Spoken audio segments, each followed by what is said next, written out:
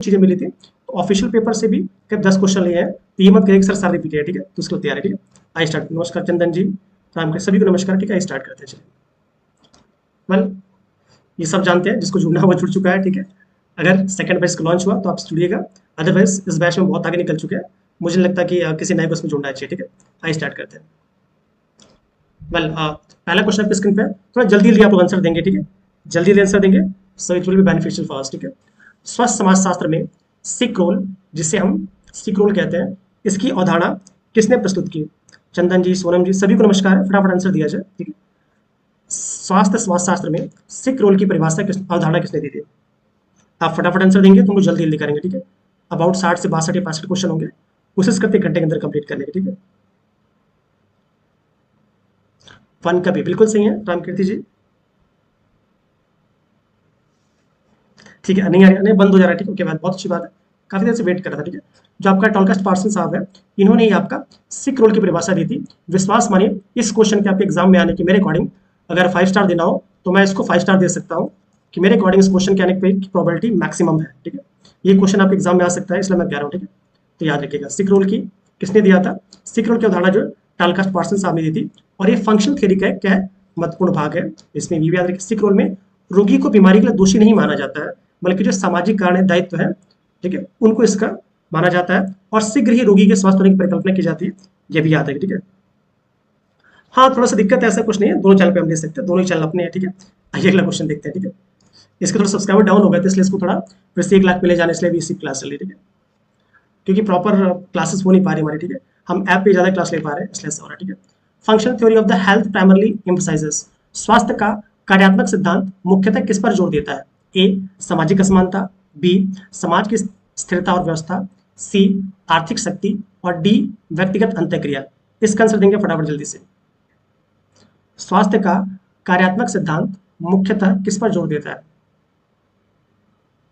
अंजलि जी बता रही टू का बी, ओके, ठीक है अंजलि जी, देखते हैं। जो स्वास्थ्य का जो फंक्शन थ्योरी है, अभी आपने देखा था, कार्यात्मक सिद्धांत, क्या मुख्यतः किस पर जोर देता है? ओके, सब लोग टू का बी बता रहे हैं। अंजलि जी, प्रियंका जी, बिल्कुल सही जा रहे हैं आप लोग, आप भी जानते हैं। जो आपका स्वास्थ्य का फंक्शन थ्योरी है, ये समाज की स्थिरता और व्यवस्था अर्थात ऑर्डर पर जोर देता है, और ये चाहता है कि स्वस्थ व्यक्ति समाज, क्योंकि आप जानते हैं जो व्यक्ति स्वस्थ होगा तो समाज को सुचारू रूप से चलाने में वो हेल्पफुल होगा, ठीक है। और डॉक्टर क्या करते हैं, वो सोशल कंट्रोल की तरफ वर्क करते हैं ताकि समाज स्थिर रहे, ठीक है। तो इसके अकॉर्डिंग टू का भी, चंदन जी, विनोद जी, सबका सही आ रहा है, ठीक। अगले क्वेश्चन पर मूव करते हैं, चलिए। विच theory explain the health is affected by the class and economy economic equality inequality? कौन सा सिद्धांत बताता है कि स्वस्थ वर्ग और आर्थिक असमानता से प्रभावित होता है? बताइए, कौन सा ऐसा सिद्धांत है जो बताता है कि जो स्वास्थ्य है वो वर्ग और आर्थिक असमानता से प्रभावित होता है?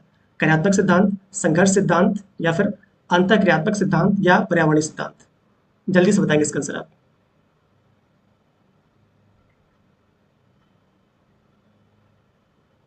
3 का भी बिल्कुल सही, आप जानते हैं जो कन्फ्लिक्ट थ्योरी है, बिल्कुल सही है, कार्ल मार्क्स चाचा की, ठीक है। जो कन्फ्लिक्ट थ्योरी है, ये स्वास्थ्य को असमानता का परिमाण मानता है, मैं भी इसको मानता हूँ, क्योंकि गरीब अमीर की खाई है, मैं जिसके पास पैसा ज़्यादा अच्छा अपोलो में फोर्टिस में बड़े बड़े हॉस्पिटल में जाएगा, ठीक है। तो स्वास्थ्य वर्ग और आर्थिक असमानता की बात कौन करते हैं? कार्ल मार्क्स करते हैं। और गरीबों को स्वास्थ्य खराब की सेवाएं मिलती हैं, ये सब बिल्कुल आप जानते हैं, ठीक है। आइए अगला क्वेश्चन देखते हैं। Karl Marx is associated with which theory of health? Karl Marx किस स्वास्थ्य सिद्धांत से संबंधित है? कुछ ज्यादा आसान है नहीं। अगर किसी के मन में, इवन स्वयं अगर भगवान आके बोलते हो कि पेपर 4 अक्टूबर को नहीं हो रहा, मत मानिएगा, इवन मैं भी बोलूँ आके पेपर को आप 4 अक्टूबर को मान के चलिएगा, ठीक है। तब तक सारे माइग्रेशन का मुद्दा, जहां तक मुझे लगता है, सरकार हार मानेगी, ठीक है। और माइग्रेशन का मुद्दा तब तक बहुत जल्दी क्लियर हो जाएगा। तो प्लीज, आयोग के पास बहुत संसाधन है, आयोग 15 दिन में अपना एग्जाम करा सकता है, ठीक है। बहुत बच्चे इसमें नहीं, आप भी जानते हैं 1,24,000 बच्चे हैं, जो आयोग केवल मंडलों में 10 ही मंडल में बैठा कंप्लीट कर देगा, ठीक है। तो please don't think about it. 4 अक्टूबर को पेपर हो रहा है, 4 अक्टूबर को ही हो रहा है, कोई कुछ भी कहता मत सुनिए, ठीक है। 4 को हो रहा है और हम 4 मान की तैयारी करेंगे, ठीक है। ओके, अब 4 का भी बिल्कुल सही, कन्फ्लिक्ट तैयारी, ठीक है। अभी आपने बताया कन्फ्लिक्ट तैयारी, ठीक है। तो आप जानते हैं कार्ल मार्क्स ने कन्फ्लिक्ट थ्योरी दी, तो उन्होंने क्या बताया था कि वर्ग संघर्ष की अवधारणा की स्थापित की, ठीक है जी। प्लीज 4 अक्टूबर के खिलाफ कोई मत मानिएगा, ठीक है। कह रहा है विच theory focuses on doctor patient interaction eight micro level? कौन सा सिद्धांत सूक्ष्म स्तर पर डॉक्टर रोगी संबंध पर केंद्रित है? बताएंगे आप। ऐसा कौन सा सिद्धांत है जो माइक्रो लेवल पर डॉक्टर रोगी संबंध पर केंद्रित है।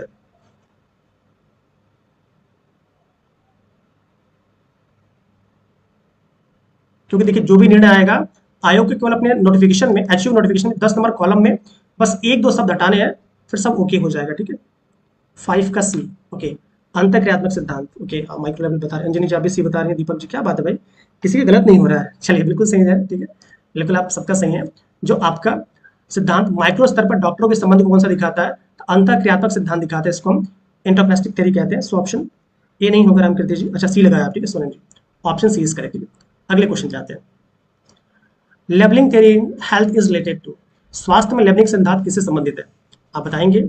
स्वास्थ्य में जो लेबलिंग सिद्धांत है किससे संबंधित है, कार्यात्मक सिद्धांत, संघर्ष सिद्धांत, अंतःक्रियात्मक सिद्धांत या जैव चिकित्सकीय सिद्धांत।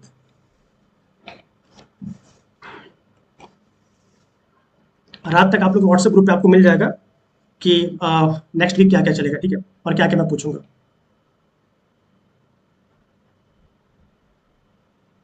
क्वेश्चन नंबर 6 पे आ जाइए आप। स्वास्थ्य में लेबलिंग सिद्धांत किससे संबंधित है, function theory, conflict theory, interactionist theory या फिर बायो मेडिकल थ्योरी। 6 का है, हाँ 6 का है। नहीं नहीं नहीं नहीं नहीं नहीं, ये नहीं, एक और लगा रहा है। चलिए सही सोच रहे हैं आप, बट आप जानते हैं लेबलिंग थ्योरी जो होता है ये आपका ऑप्शन सी आपका अंतःक्रियात्मक सिद्धांत की बात कर रहा है, just like the doctor patient relationship. इसमें क्या कहता है, बीमार का लेबल व्यक्ति के व्यवहार से प्रभावित होता है और समाज की प्रक्रिया बीमारी को प्रभावित करती है। ठीक है, तो लेबलिंग थ्योरी जो है ये आपका अंतःक्रियात्मक सिद्धांत, ठीक है, इस पर आधारित होती है। ठीक है, लेबल कर दिया जाता है। ठीक है, सो ऑप्शन डी नहीं होगा सुरेंद्र मौर्य जी, इसका आंसर सी लगाए। अच्छा सी लगाया आपने, ओके।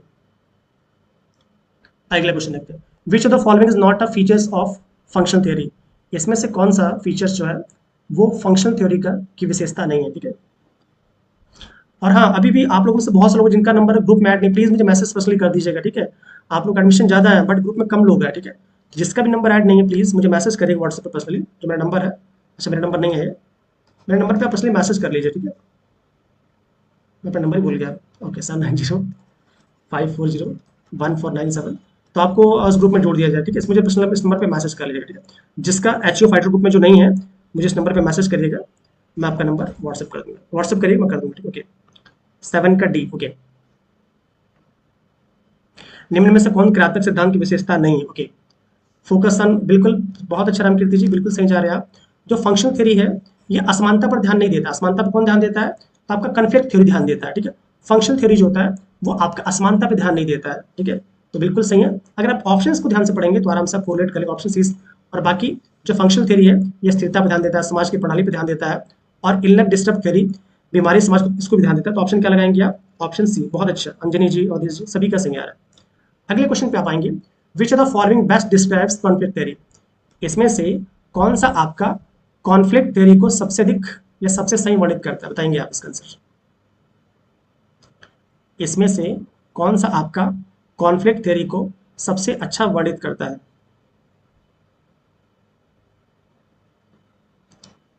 थोड़ा तेज चला जाए। स्थिरता पर ध्यान, सत्य असमानता और वर्ग पर ध्यान, अंतःक्रिया पर ध्यान, जैविक पहलू। मोहम्मद सैफ जी बी बता रहे हैं आपके। हाँ ये तो सभी का सही, निगम जी सभी का सही आ रहा है। ठीक है, बहुत अच्छा मौर्य जी। वेल इसका आंसर बी सभी का सही, क्योंकि आपको पता है जो कन्फ्लिक्ट थ्योरी संघर्ष सिद्धांत है ये शक्ति वर्ग असमानता पर आधारित होता है, और ये कहता है कि भाई स्वास्थ्य सेवाओं पे जो पहुंच है वो उच्च वर्ग की, जिनके पास पैसा ज्यादा है उन्हीं का है। ठीक है, इलीट क्लास की, बिल्कुल सही कहता है वो। अगले क्वेश्चन पे आप आएंगे आप। Which theory consider illness as a social construct, कौन सा सिद्धांत बीमारी को एक सामाजिक निर्माण मानता है। मेरे अकॉर्डिंग इसको मैं 5 स्टार दूंगा एग्जाम के लिए। आपको जब पीडीएफ मिलेगी ये तो उसको मैं कोशिश करूंगा 5 स्टार 4 स्टार में बना के दूं। ठीक है, बहुत जल्दी ही आपको मिलेगा इसका। ठीक है, कौन सा सिद्धांत बीमारी को सामाजिक निर्माण कंस्ट्रक्ट मानता है।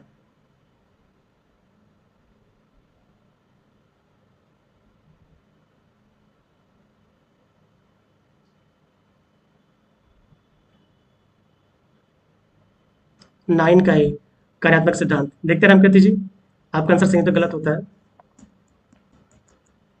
दीपक जी आप बता रहे हैं अंतःक्रियात्मक सिद्धांतों के, अंजनी जी आप भी बता रही हैं, अरे वाह भी तो बिल्कुल नहीं लग रहा है। ठीक है, ओके संजाबी भी बता रहा है बिल्कुल नहीं, आप लोग गलत हो रहा है। इसका आंसर सी सही है, क्योंकि कह रहे हैं कौन सा सिद्धांत सामाजिक बीमारी को सामाजिक कंस्ट्रक्ट मानता है, तो इसका आंसर आपका सी है आपका अंतःक्रियात्मक सिद्धांत। अभी आपने देखा था अंतःक्रियात्मक सिद्धांत में क्या होता है, बीमारी को एक सामाजिक निर्माण माना जाता है। लेकिन पिछले क्वेश्चन का अगर आप देख लेंगे आदर्श, ठीक है आदर्श जी, ठीक है ओके, आप पिछले पिछले क्वेश्चन में आपने क्या देखा था कि बीमारी क्या है, एक सामाजिक निर्माण है, तो ये अंतःक्रियात्मक सिद्धांत में आता है, ठीक है। सो ऑप्शन क्या लगाएंगे, ऑप्शन सी लगाइएगा, ठीक है। ठीक है, ठीक है, ओके जी। आइए अगला क्वेश्चन देखते हैं। इसका आंसर आप सी लगाएंगे, सी, ठीक है। अगले क्वेश्चन पे आएंगे आप, which theory explains that illness disturb social functioning, कौन सा सिद्धांत बताता है कि बीमारी सामाजिक प्रणाली को बाधित करती है, बताएंगे आप। कौन सा सिद्धांत बताता है कि बीमारी बीमारी जो है सामाजिक प्रणाली को बाधित करती है, संघर्ष सिद्धांत, कार्यात्मक सिद्धांत, अंतःक्रियात्मक सिद्धांत और पर्यावरणीय सिद्धांत। जो मेरी पर्सनल मेडिकल की नॉलेज है, जो अभी तक स्टार्टिंग 10 क्वेश्चन देखे हैं, इसमें से 2 से 3 क्वेश्चन काफी मैचिंग है। हो सकता है कि सेंटेंस चेंज हो, बट इस टॉपिक से आने की संभावना है। क्वेश्चन नंबर 10 पे आप आ जाइए। कौन सा सिद्धांत बताता है कि बीमारी सामाजिक कार्यप्रणाली को बाधित करती है। निगम जी बता रहा है 10 का सी, ओके।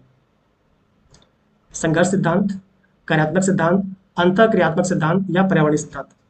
बहुत जल्दी इसको जब पढ़ाऊंगा तो आपका सारे डाउट क्लियर हो जाएंगे, ठीक है। अभी बस रट्टा मारिए, सारे डाउट आपके क्लियर मैं करा दूँ, ठीक है। सब सी बता रहे हैं आप लोग, ठीक है, ओके। सब लोग जो एक ही साथ सी बता रहे हैं, तो एक ही साथ गलत भी होने की उम्मीद है, ठीक है। आंसर क्या है इसका, फंक्शनल थ्योरी। जो फंक्शनल थ्योरी, जो कार्यात्मक सिद्धांत है, वो बीमारी को सामाजिक प्रणाली, सॉरी, बीमारी सामाजिक प्रणाली को बाधित करती, बाधित की बात कर रहा है, बाधित की। इस वाले क्वेश्चन को अगर आंसर देख के आप लगा रहे हैं, ठीक है, तो कौन सा सिद्धांत बताता है कि बीमारी सामाजिक प्रणाली को बाधित करती है, ठीक है। सेमी क्वेश्चन था ये, अच्छा नहीं, ओके ठीक है, हाँ, सही है। इससे पहले क्वेश्चन दे रहे थे ना, ये वाला, हाँ, नहीं दोनों अलग अलग है, ठीक है, सही है, सही, दोनों अलग अलग है। कौन सा सिद्धांत बताता है कि बीमारी सामाजिक प्रणाली को बाधित करती है, तो इसका आंसर आप लाएंगे फंक्शनल थ्योरी, ठीक है। डी नहीं होगा शैलजा जी, ठीक है। आइए अगले क्वेश्चन पे आप आएंगे।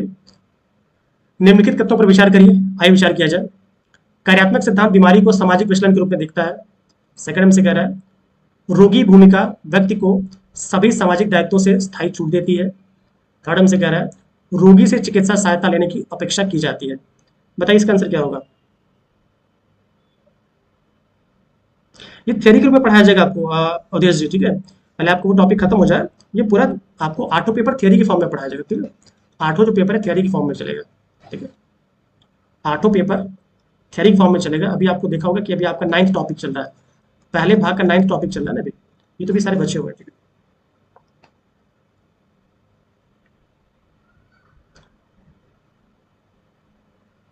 ओके, आपको ये बता रहा है, कुछ सी बता रहा है, चलिए पहले हमसे कह रहा है functional theory views illness as a form of social deviance, ठीक है। कार्यात्मक सिद्धांत बीमारी को सामाजिक विचलन के रूप में देखता है, सत्य बात है। रोगी भूमिका व्यक्ति को सभी सामाजिक दायित्वों से स्थायी छूट देती है, ठीक है। बिल्कुल आपको पता है, बिल्कुल सही है अवधेश जी, आप सही जा रहे हैं आप। आपका जो सेकंड वाला गलत है, 1 3 सही है अवधेश जी, ठीक है। जी अवधेश जी बिल्कुल सही है, ठीक है। क्योंकि रोगी की भूमिका व्यक्ति को सामाजिक दायित्व से स्थायी छूट नहीं देती है, परमानेंटली थोड़ा ना कोई देगा, ठीक है, टेम्पररी देगा, ठीक है। सो ऑप्शन 1 और 3, 1 3 बोले तो ऑप्शन ए इज करेक्ट, ठीक है। Option A is correct, option A सही, बाकी सबका गलत है, केवल अवधेश जी का सही था। अच्छा निगम जी आपका भी सही था, अच्छा सुरेंद्र जी काफी लोग का सही था, ठीक है। आइए अगला क्वेश्चन देखते हैं। संघर्ष सिद्धांत के अनुसार स्वास्थ्य सेवाएं समाज की असमानता को दर्शाती हैं।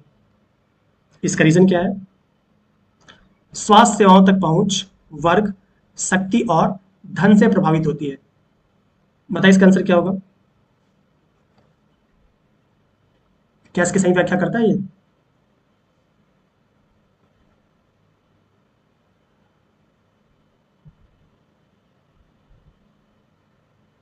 क्वेश्चन नंबर 12 पे आ जाइए। जी उदय जी बिल्कुल सही बात है, ये बिल्कुल व्याख्या करता है। भाई आप जानते हैं संघर्ष सिद्धांत के अनुसार स्वास्थ्य सेवाएं समाज की असमानताओं को दर्शाती है, बिल्कुल। जिसके पास जितना ज्यादा पैसा उतनी अच्छी फैसिलिटी में जाएगा। स्वास्थ्य सेवाओं तक पहुंच वर्ग, शक्ति और धन से प्रभावित, सही बात है। सो दोनों इसकी सही व्याख्या भी करते हैं, ऑप्शन इज करेक्ट, ठीक है। जी both are right and well explain, बहुत अच्छा। नेक्स्ट क्वेश्चन पे आप आएंगे। आपको इसमें मैच करना है। आराम से देख के मैच करेंगे तो गलत नहीं होगा, आराम से देख के मैच करिएगा, ठीक है। एक आध ऑप्शन भी पकड़ लेंगे तो गलत नहीं होगा आपका।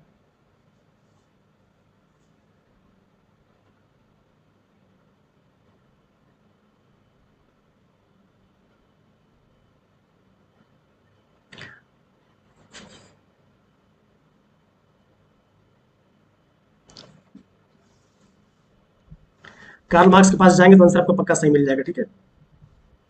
जी विनोद जी, चलिए इसको मैच करिए फटाफट।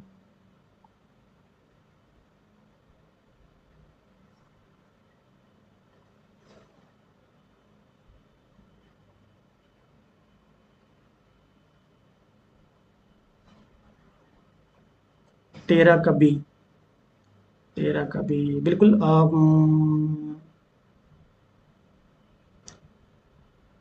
बी का वन, नहीं नहीं नहीं नहीं, थोड़ा सा गलत जा रहे हैं आप, गलत जा रहे हैं आप। सुरेंद्र जी बिल्कुल, सुरेंद्र जी सही जा रहे हैं, ठीक है। आइए देखिए, होता क्या है, मैंने बोला था बस एक मिलाइए। आपको पता है जो संघर्ष सिद्धांत है किससे रिलेटेड है, तो आप जानते हैं ये सामाजिक असमानता पर ध्यान देता है, ठीक है। तो इसको वन से मिला दीजिए, इसी को एक पकड़ते तो दो ऑप्शन अपने आप एलिमिनेट हो जाते हैं। तो बी का वन देखिए, तो बी का वन किस में है, तो ये दोनों ऑप्शन एलिमिनेट हो जाते हैं, ठीक है। बी का वन करते तो ऑप्शन तो अपने आप एलिमिनेट हो जाते हैं ना ये दोनों। अब उसके बाद आपको पता है जो आपका, ठीक है। उसके बाद आप बात करते हैं कि कोई भी देखिए, जैसे बायोमेडिकल की बात है, बायोमेडिकल क्या करता है, ये केवल रोग की बात करता है, तो रोग केंद्रित, तो डी को आप ले आइए फोर पे, डी का फोर देखिए तो ऑप्शन है, ठीक है। अगर आप ऑप्शंस को ध्यान से देखते, बहुत अच्छा पकड़ा था, किसने पकड़ा था, तो लगभग सभी का सही था क्या, ओके। सबसे पहले दीपक जी ने और अवधेश जी ने, नहीं किसी और ने पकड़ा था, भूल गया मैं, ठीक है। सर सुरेंद्र मौर्य जी ने इसको सही किया था जी। अच्छा सर जी, काफी लोग का सही था भाई। ये अगला क्वेश्चन देखते हैं, ठीक है।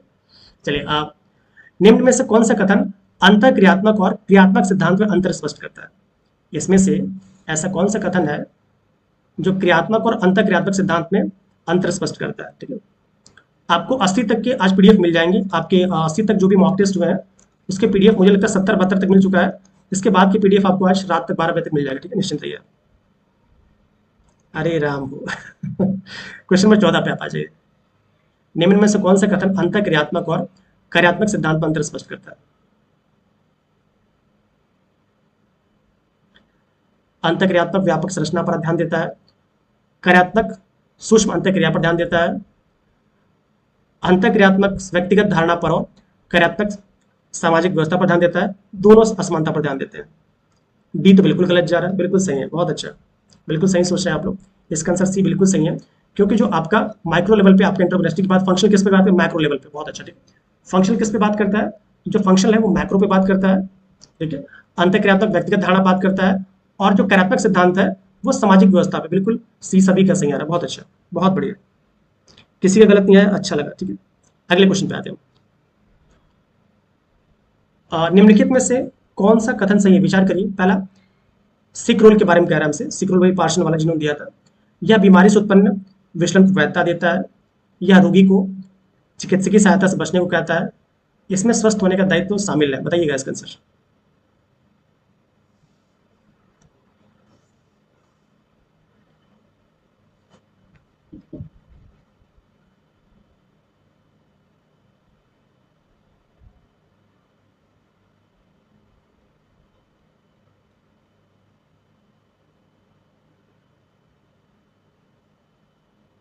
15 का ए, ओके। ओके, सभी का 15 कैसे हैं, क्योंकि आप जानते हैं यह रोगी को चिकित्सीय सहायता से बचने, कोई भी सिद्धांत ऐसा नहीं होगा जो रोगी को चिकित्सीय सहायता से बचने को है। सो दो हटा दीजिए, दो हटा देंगे तो आपका ये हट जाएगा, ये हट जाएगा, ये ऑप्शन ए इसका करेक्ट, बहुत अच्छा, ये आपको अच्छा एलिमिनेट किया। अगले क्वेश्चन पे आते हैं हम। इसमें से कौन सा सही सुमेलित नहीं है, आपको बताना है। इसमें से कौन सा आपका सही सुमेलित नहीं है। कार्ल मार्क्स संघर्ष सिद्धांत, पार्सन रोगी भूमिका, अंतःक्रियात्मक व्यापक स्तर पे, कार्यात्मक सामाजिक स्थिरता, बताइएगा कौन सा इसमें से गलत है। मुझे पता है गलत आप लोग ने, क्योंकि पिछले क्वेश्चन पे आपने इसको सही किया था। बताएंगे इसका सही आंसर क्या होगा।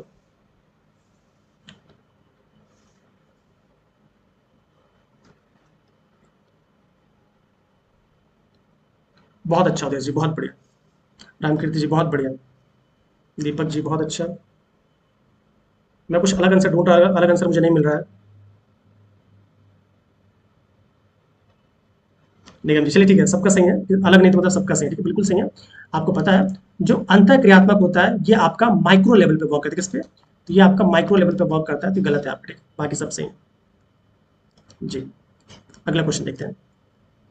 स्वास्थ्य के सैद्धांतिक आयामों के संबंध में कौन सा कथन सबसे उपयुक्त है, बताएंगे आप। जो स्वास्थ्य के सैद्धांतिक आयाम है उसमें से कौन सा कथन सबसे उपयुक्त है, बताएंगे आप। पहला ऑप्शन से कह रहा है सभी सिद्धांत स्वास्थ्य को पूरी तरह समझाते हैं, बी हमसे कह रहा है प्रत्येक सिद्धांत स्वास्थ्य के एक पहलू को समझाता है। सी हमसे कह रहा है कार्यात्मक सिद्धांत असमानता को दर्शाता है। और डी अंतःक्रियात्मक व्यापक संरचना को समझाता है। बताएंगे आप इसका आंसर। और अगर ये क्वेश्चन गलत हो रहा है इसका मतलब पढ़ाई लिखाई छोड़नी चाहिए। अच्छा रामकृष्ण जी बी बता रहे हैं आप, बहुत बढ़िया। हाँ अवधेश जी कहाँ दिमाग है आपका, बी नहीं होगा। श्वेता तोमर जी हाँ बिल्कुल, कहाँ दिमाग है। पहले बताइए क्या सभी सिद्धांत स्वास्थ्य को पूरी तरह समझाते हैं? नहीं भाई, सभी सिद्धांत स्वास्थ्य को पूरी तरह नहीं समझा पाएंगे, बिल्कुल गलत है आपका। फिर हमसे कह कार्यात्मक सिद्धांत असमानता को समझाता है, ठीक है, नहीं भाई, जो कार्यात्मक सिद्धांत है असमानता को नहीं, असमानता के लिए आपका कॉन्फ्लिक्ट थ्योरी भी गलत है आपका। अंतःक्रियात्मक व्यापक संरचना नहीं, जो अंतःक्रियात्मक है वो आपका माइक्रो लेवल पर वर्क करता है, सारे गलत है, केवल ये सही है। क्योंकि प्रत्येक सिद्धांत स्वास्थ्य के एक पहलू को समझाता है। जो प्रत्येक सिद्धांत है वो केवल स्वास्थ्य के एक पहलू को दर्शाता है, तो केवल ऑप्शन बी सही है, बाकी सब गलत है। तो जिन्होंने बी लगाया मुस्कुरा लीजिए, बाकी सारा गलत है। ओके, दीपक जी, श्वेता जी, जिनका भी सही था मुस्कुराइए आप, ऑप्शन बी केवल सही है। आप ऑप्शंस को ध्यान से पढ़ नहीं रहे अवधेश जी, ठीक है। आइए अगला क्वेश्चन देखते हैं। इनमें से दो कथन दिए गए हैं, आइए चूज किया जाए इसको। पर्याप्त समय हम लोग पास, बोलिए रुकूंगा मैं, ठीक है, बट आराम से पढ़िए पहले, ठीक है। Health is a dynamic concept, स्वास्थ्य एक गतिशील अवधारणा है, सत्य बात है। स्वास्थ्य समय, पर्यावरण और जीवन शैली के अनुसार बदलता है। बताइए इसका आंसर क्या होगा। जी विनोद कुमार जी, आज गर्मी बहुत है, रुकिए बारिश करवाता हूँ दो चार बार, ठीक है। 18 का ये बिल्कुल सही है, क्योंकि दोनों ही सही, इसकी सही व्याख्या करता है। भाई आप जानते हैं स्वास्थ्य एक गतिशील कॉन्सेप्ट है, आज हम बीमार हैं, कल अच्छे हो सकते हैं, फिर और अच्छे हो सकते हैं, फिर बीमार पड़ सकते हैं, तो गतिशील है, ठीक है। और इस समय के साथ, पर्यावरण के साथ और लाइफस्टाइल के अनुसार भी चेंज होता है, ठीक है। सो बिल्कुल करेक्ट है, दोनों ही सही है, ठीक है जी। चलिए सबका सही आ रहा है, अच्छा लगा मुझे। नेक्स्ट क्वेश्चन पे आप आते हैं। भारत का पहला लाइकेन पार्क 150 से अधिक प्रजातियों के साथ किस राज्य में विकसित किया गया है? ठीक है, आपको बताना है जो भारत का पहला लाइकेन पार्क, ठीक है, 150 से अधिक प्रजातियों के साथ कहाँ विकसित किया गया था? मणिपुर, उत्तराखंड, अरुणाचल प्रदेश या फिर हिमाचल प्रदेश?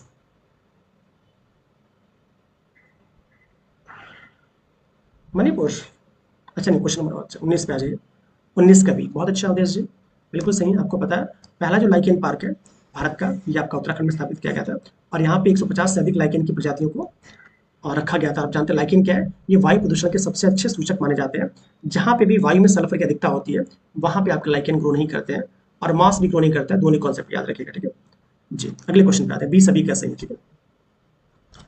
अगला क्वेश्चन से कह रहा है बासेल कन्वेंशन मानव स्वास्थ्य और पर्यावरण को किससे बचाने के लिए है? ठीक है, जो आपका बासेल कन्वेंशन है वो मानव स्वास्थ्य और पर्यावरण को किससे बचाने के लिए? ए रसायन और कीटनाशक, बी आनुवांशिक रूप से संशोधित जीव, सी खतरनाक अपशिष्ट, और डी स्थायी जैविक प्रदूषक। इसके अकॉर्डिंग आंसर लगाइएगा।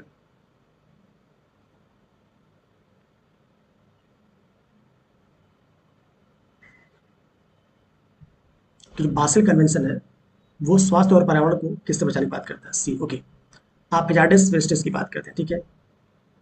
देखते हैं हम कहते जी, बाकी और भी लोग हैं। विनोद जी आप भी हजार्डस वेस्टेज बता रहे हैं, ठीक है। चलिए सब लोग सेम बता रहे हैं, तो मतलब बिल्कुल आंसर सही है। आप जानते हैं जो आपका बासेल कन्वेंशन है ये हजार्डस वेस्ट अर्थात अपशिष्ट, खतरनाक अपशिष्ट को हटाने की बात करता है। बासेल कन्वेंशन कब हुआ था? तो 1989 में हुआ था, बिल्कुल याद है, बहुत अच्छा, सभी का आंसर सही है। अगले क्वेश्चन पर मूव करेंगे हम। पंजाब में भूमि क्षरण का मुख्य कारण क्या है? जो पंजाब है यहाँ पे जो आपका लैंड डिग्रेडेशन हो रहा है इसका मेन रीजन क्या है? ए वनों की कटाई, बी गहन खेती, सी अतिचारण, और डी ओवर इरिगेशन। बताइए इसका आंसर क्या होगा।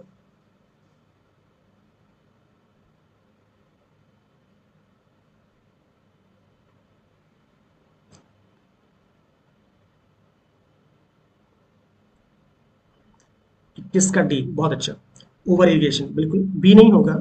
गहन खेती, हाँ गहन खेती वहां होती है, ठीक है, बट लैंड डिग्रेडेशन के लिए नहीं है वो, ठीक है जी, लैंड डिग्रेडेशन के लिए नहीं है। वैसे अगर पूरे इंडिया में बात करें, पूरे इंडिया में सबसे अधिक जो इंटेंसिव कल्टीवेशन होता है वो आपका पंजाब में ही है, बट इसका आंसर वो नहीं है, ओवर इरिगेशन, ठीक है। जो अधिक सिंचाई हम लोग कर रहे हैं, ठीक है, ठीक है, जो अधिक सिंचाई कर रहे हैं ये, और इससे क्या हो रहा है? जो आपका भूमिगत जल है इसका अत्यधिक दोहन हो रहा है, जिसके चलते लैंड डिग्रेडेशन हो रहा है। ऑप्शन क्या लगाएंगे? डी। ठीक है, याद रखिएगा। जी, सभी का सही है। ठीक है, अगले क्वेश्चन पे आते हैं। भारत का पहला राज्य कौन सा है जिसने सभी घरों के लिए वर्षा जल संचयन अनिवार्य किया? भारत का ऐसा कौन सा राज्य है? जी विनोद जी, आप तो रहे, आप जान ही रहे हैं। ठीक है, भारत का पहला राज्य कौन सा है जिसने सभी घरों के लिए वर्षा जल संचयन अनिवार्य किया? आंध्र प्रदेश, कर्नाटक, केरला या तमिलनाडु? पढ़े लिखे लोग ही ये सब काम करेंगे, सारे राज्य पढ़े लिखे हैं। ठीक है, उसके अकॉर्डिंग आंसर दीजिएगा। ठीक है,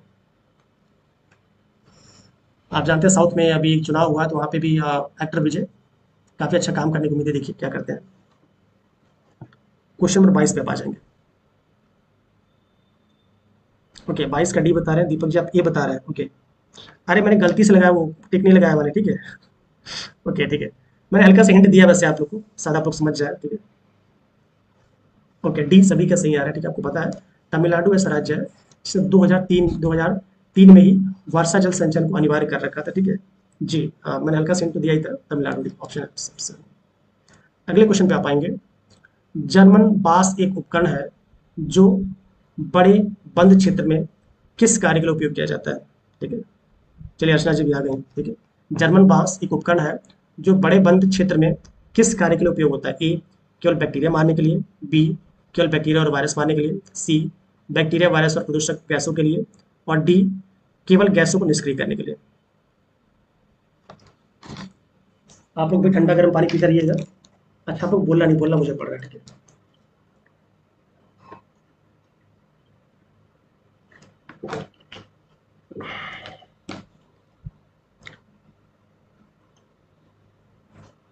ओके, आप जर्मन बांस उपकरण कल क्या बता रहे हैं आप?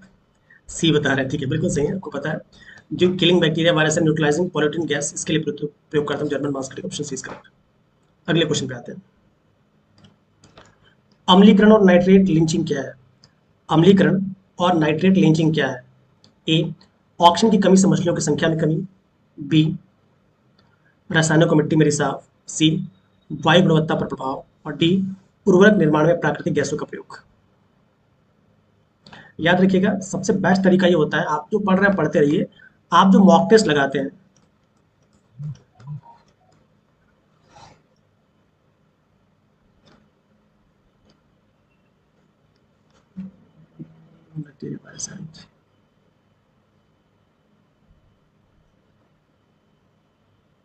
ओके ठीक है आदर्श जी, देखते हैं स्कूट के करवाते हैं उसको।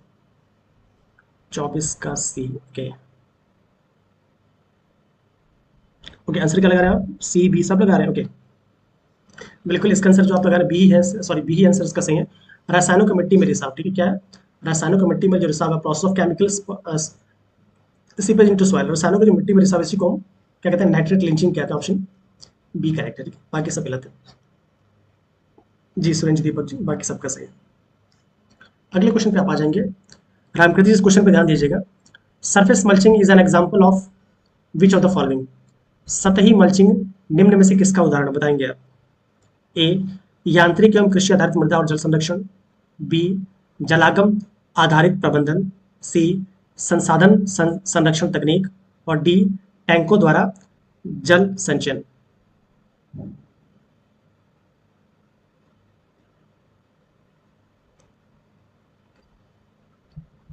आप ये लगा रहे हैं, सोच लीजिएगा। अच्छा सर, आप भी ये लगा रहे हैं, प्रियंका जी आप भी है, सब लोग ये लगा रहे हैं। ठीक, ओके, चलिए। इस क्वेश्चन के लिए मैंने रामकृति को बैंक का डाटा तो मुझे याद आ रहा है। ठीक है, अब रामकृति इस क्वेश्चन कभी गलत नहीं करेंगे, उन्होंने जल्दी में किया था। ठीक, बिल्कुल। मल्चिंग क्या होता है? मल्चिंग जो होता है, ये यांत्रिक और कृषि आधारित मृदा को और जल संरक्षण को रोकने की टेक्निक है। ऑप्शन ए इज करेक्ट है। जी बिल्कुल सही है आप। ठीक है, ऑप्शन ए इज करेक्ट। अगले क्वेश्चन पे आप आ जाएंगे। भारत के प्रथम कैग कौन थे? ठीक है, भारत के प्रथम कैग कौन थे बताएंगे आप। ए के चंद्रा, ए के रॉय, जी रंगनाथन और वी नरहरि राव।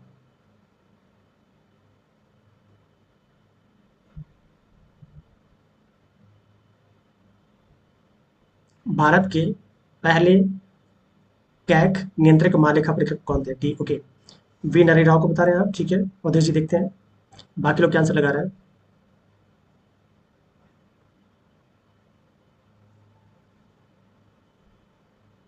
ओके, हाँ सब लोग वही लगा रहे हैं क्या? चलिए बिल्कुल सही सोच रहे हैं आप लोग, ठीक है। जो आपके वी नरहरि राव साहब हैं, ये भारत के प्रथम, अपने स्वतंत्र भारत के प्रथम कैग थे, जो 1948 में नियुक्त हुए थे, ठीक है। आप जानते हैं कैग किसमें है, तो आर्टिकल 148 में कैग की नियुक्ति की जाती है, ठीक है, जो राष्ट्रपति जी करते हैं। अगले क्वेश्चन पे आप आएंगे, भारत सरकार का आधिकारिक विधिक सलाहकार कौन होता है, ठीक है। इन ऑप्शंस में से कौन ऐसा है जो भारत सरकार का आधिकारिक विधि सलाहकार है? महान्यायवादी, महाधिवक्ता, मुख्य न्यायाधीश। अवधेश जी इस क्वेश्चन को ध्यान से देखिएगा, ठीक है। पिछले बार क्वेश्चन आपसे गलत हुआ था। भारत सरकार का आधिकारिक विधिक सलाहकार कौन होता है? सॉरी, राज्य सरकार, भारत सरकार राज्य सरकार लिखा हुआ है। राज्य सरकार का आधिकारिक विधिक सलाहकार कौन होता है? चलिए ठीक है, अवधेश जी याद आ रहा है? आपने 15-20 दिन पहले या महीने दिन पहले क्वेश्चन गलत किया होगा, अगर आपको याद आ रहा हो तो। बिल्कुल सभी का सही है। जो आपका ऑप्शन बी, एडवोकेट जनरल अर्थात जो महाधिवक्ता होते हैं वो राज्य सरकार का आधिकारिक विधिक सलाहकार होता है, ठीक है। आइए अगला क्वेश्चन देखते हैं जी। वर्तमान भारत के नियंत्रक मालिका परीक्षक कौन है? ये तो वैसे करंट का है, बट फिर भी क्वेश्चन आपको पता बताइएगा। ऑप्शंस मुझे सारे गलत लग रहा है, ठीक है, गलत है ये, ठीक है।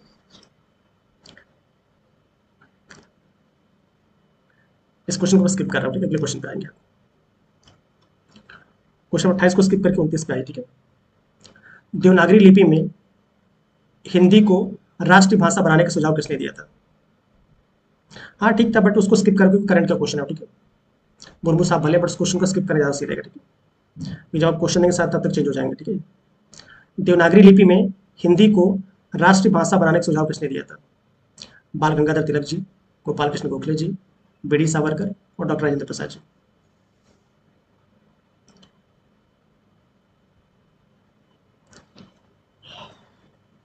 थोड़ा तेज चलिए आप लोग, बहुत धीमे चल रहा है। 29 का बी, गोपाल कृष्ण गोखले जी, ओके ठीक है। बाल गंगाधर तिलक जी को बता रहे हैं आप, ठीक है। चलिए ठीक है, बहुत अच्छा, बिल्कुल आप लोग सही सोच रहे हैं। जो बाल गंगाधर तिलक जी थे, उन्होंने ही आपका हिंदी को राष्ट्रीय भाषा अर्थात देवनागरी लिपि को, देवनागरी लिपि को हिंदी में राष्ट्रीय भाषा बनाने का सुझाव किसने दिया था? बाल गंगाधर तिलक जी ने दिया था। तो ऑप्शन ए बिल्कुल सही, ठीक है। कोई बात नहीं, आपका प्रिंस यादव जी, सी नहीं होगा प्रिंस जी, इसका आंसर ए होगा। बाल गंगाधर तिलक जी ने आपका सुझाव दिया था, ठीक है, याद रखिए इसको। So option A is correct. Gandhi ji के राजनीतिक गुरु कौन थे भाई? गांधी जी के राजनीतिक गुरु कौन थे?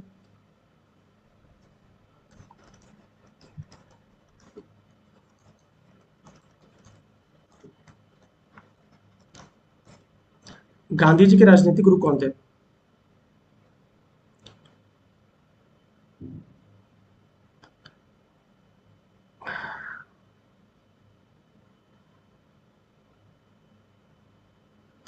प्रिंस जी केवल पैड, जो हमारे पैड स्टूडेंट उन्हीं के लिए है, सॉरी, ठीक है।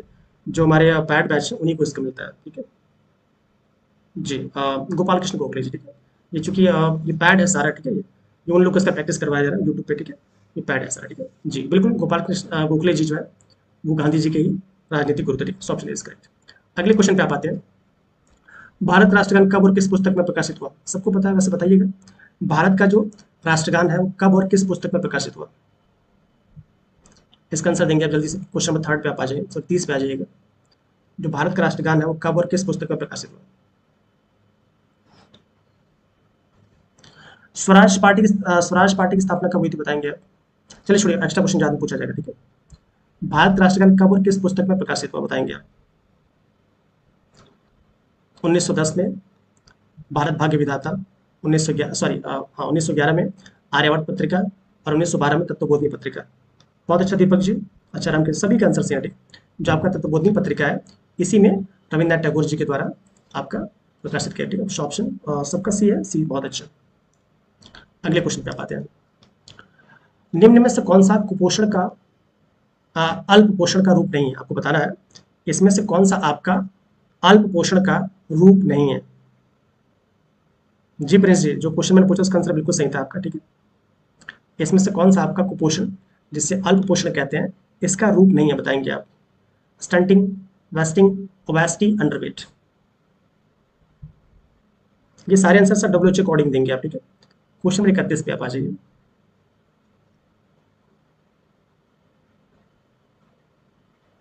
31 का ए सी, अरे वाह क्या बात है सी तो बिल्कुल नहीं होगा भाई। सभी लोग सी लगा रहे हैं क्या?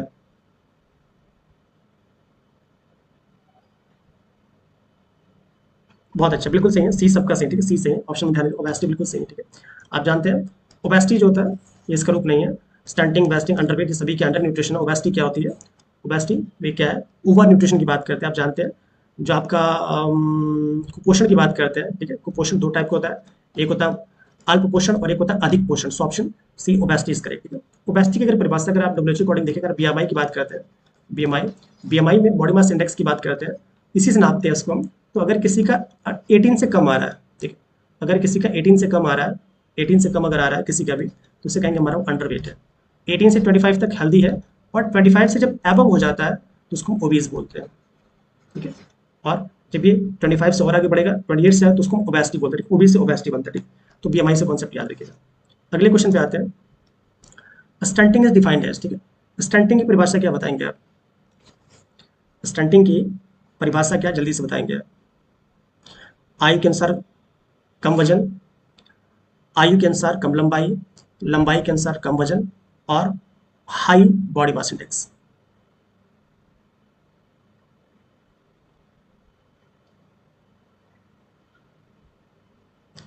क्वेश्चन नंबर आप आ जाएंगे 32 पे, स्टंटिंग परिभाषा दीजिए, बी, ओके। आप आयु के अनुसार कम लंबाई को आप स्टंटिंग बोल रहे हैं, ठीक है, देखते हैं। बहुत अच्छा, सभी का सही आ रहा है, बिल्कुल सही है। आप जानते हैं जो स्टंटिंग क्या होता है?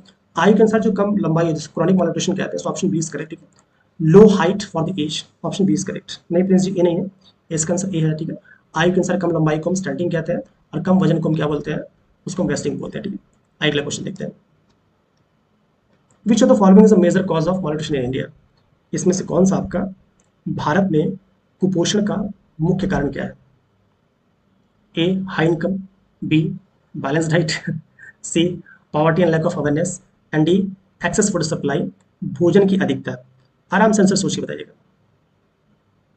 भारत में कुपोषण का मुख्य कारण क्या है? बिल्कुल आप जानते हैं poverty and lack of awareness, Bharat में क्या है? गरीबी है, और लैक ऑफ अवेयरनेस, जो भोजन में मिल भी रहा है तो वो भी जागरूकता की कमी है कि हमें क्या खाना है, कितना खाना है। So option C is correct, ठीक है। अच्छा कोई गलत था, कोई बात नहीं, ठीक है, अगले क्वेश्चन पे आते हैं। क्वेश्चन नंबर 34 पे आप आ जाएंगे। एक गांव में स्वच्छ जल, स्वच्छता और स्वास्थ्य सुविधा उपलब्ध है, लेकिन लोग धूम्रपान और खराब आहार जैसी आदतों के कारण बीमार हैं। मुख्य रूप से कौन सा स्वास्थ्य निर्धारक जिम्मेदार है, बताइएगा? इन्वायरमेंटल, लाइफस्टाइल, जेनेटिक, और हेल्थ केयर सर्विसेज। जी 33 का सी सभी का सही था। क्वेश्चन में 34 पे आप आ जाइए।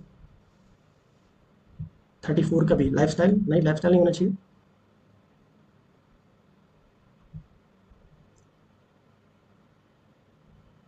क्या बात है, सभी लोग लाइफस्टाइल को बोल रहे हैं, बिल्कुल सही बात है। सो ऑप्शन बी बिल्कुल सही, लाइफस्टाइल। जो जीवन शैली है भाई, जब गांव में रह जहाँ पे स्वच्छ स्वच्छ जल है, पर्यावरण है, सब स्वच्छ सुविधाएं हैं, तो लाइफस्टाइल के कारण ही लोग धूम्रपान और खराब आहार करेंगे। So option B is correct, बहुत अच्छे। अगले क्वेश्चन पे आते हैं हम। स्वास्थ्य का कौन सा आयाम मुख्य रूप से सामाजिक संबंधों और सामाजिक भूमिकाओं को बनाए रखने में संबंधित है? आप बताएंगे स्वास्थ्य का ऐसा कौन सा आयाम है जो maintaining interpersonal relationship and social rule की बात करते हैं? सभी लाइफस्टाइल है, आप सभी लाइफस्टाइल में आ जाएंगे। लोग अल्कोहल कंजम्पशन कर रहे हैं, सिगरेट का धुआं निकाल रहे हैं, ठीक है, सब these things आ गए। सभी लाइफस्टाइल का दिक्कत है। गांव में लोग आज भी सुबह उठ जाते हैं, और हमारे शहर में लोग ऑफिस ना जरा तो उठे ही नहीं, ठीक है। 35 पे आ जाइए आप। शी बिल्कुल सही है, सोशल। ये सभी के सभी क्या है? सोशल, सामाजिक और सामाजिक से भूमिकाओं को सोशल रखते हैं, ठीक है। Option C is correct. अगले क्वेश्चन पे आप आएंगे। Kufri is a variety of which crop? Kufri किस किस्म की फसलें बताएंगे आप? इन्हीं ऑप्शंस में से आपको बताना है कुफरी जो है वो किस फसल की वैरायटी है। आलू, संतरा, सलजम, बैगन, सॉरी केला।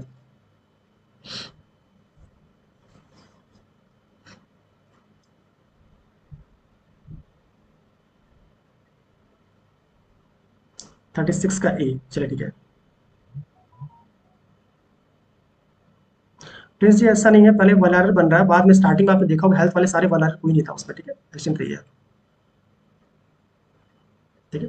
पहले हम उन क्वेश्चंस को कर रहे हैं जो आयोग में पूछे गए, ये सारे के सारे क्वेश्चन आयोग में पूछे गए हैं, ठीक है। तो आपके पीवाईक्यूज तैयार रहेंगे तो, या फिर हार्ड क्वेश्चन भी आप कर लेंगे, ठीक है। ये सारे क्वेश्चन आयोग में ही पूछे गए हैं, ठीक है, निश्चिंत रहिए आप। जी बिल्कुल सही है। जो कुफरी है ये आपका आलू की फसल है, so option A is correct, ठीक है। अगले क्वेश्चन पे बात है। चाय का where is the place of origin of tea. चाय का जन्म स्थान कहाँ पे है, ठीक है। आप बताएंगे इसमें से कौन सा आपका चाय का जन्म स्थान है, भारत, इंग्लैंड, चीन या अफ्रीका। और जब आप आसान क्वेश्चंस को जब सिंगल फॉर्म में आप कर लेते हैं तो उसके बाद क्वेश्चंस को कितना भी आप जी बिल्कुल सही है। आप कितना भी भाई बड़े सेंटेंसेस मैंने समझाया था आपको कि इन्हीं से हम 3 सेंटेंस बना सकते हैं, 4 सेंटेंस बना सकते हैं। इसलिए नीचे डिटेल में आंसर दिया गया ताकि आप सारे तथ्यों को याद कर लें, ठीक है। ताकि कैसे भी क्वेश्चन आए आप उसको आराम से कर लें, ठीक है।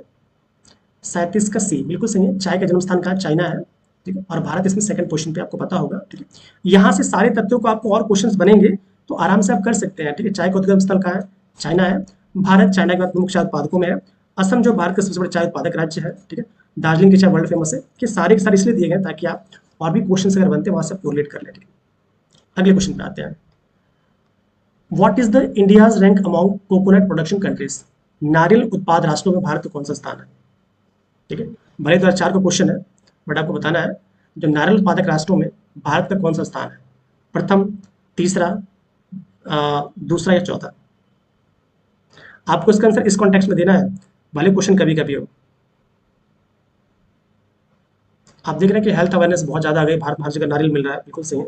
38 का है। भारत का कौन सा स्थान है? पहला स्थान है, ठीक है। इस समय जो पूरे वर्ल्ड का जो प्रोडक्शन नारियल का, उसमें इंडिया आपका टॉप पे है, ठीक है। सो ऑप्शन इज करेक्ट,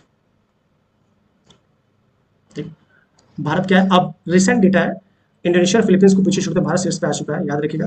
पूरे वर्ल्ड का अबाउट 30% नारियल हम भारतीय निकाल रहे हैं, ठीक है। अगला क्वेश्चन देखते हैं। What is the place of origin of sunflower. इसमें से कौन सा आपका सनफ्लावर का ओरिजिन प्लेस है, बताएंगे आप। अब आपको एग्रीकल्चर आपको समझ में आ रहा होगा कि क्यों आपको डिटेल में पढ़ा गया कि सारे क्वेश्चन आप कर ले रहे हैं, ठीक है। सूर्यमुखी का जन्म स्थान कहाँ पे है? दक्षिण अफ्रीका, दक्षिण अमेरिका, उत्तरी अमेरिका, चाइना या फिर वेस्टर्न एशिया।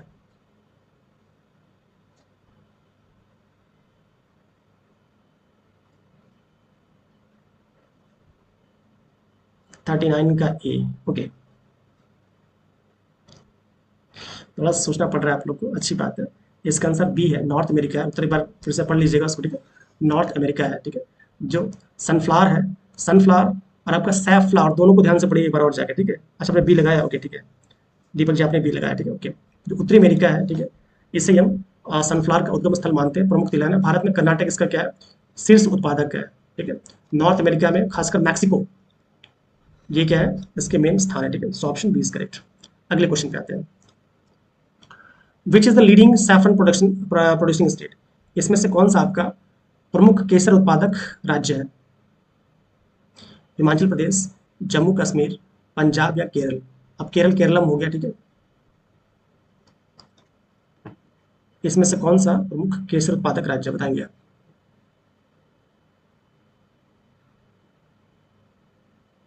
लगभग ये तो सभी का सही होगा, ठीक है।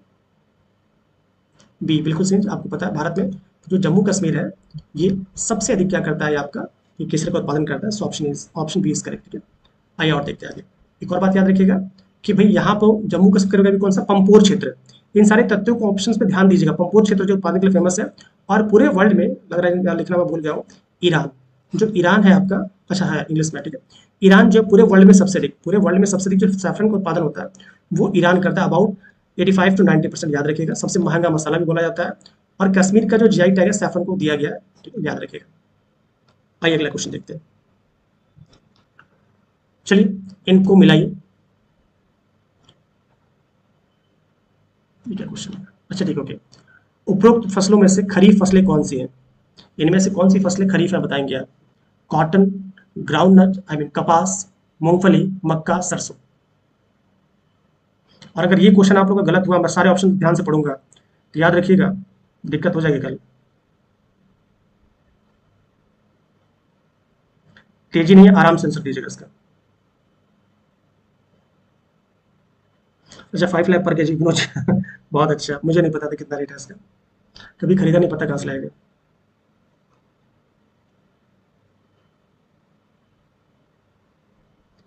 क्वेश्चन नंबर 41 पे आप आ जाइए।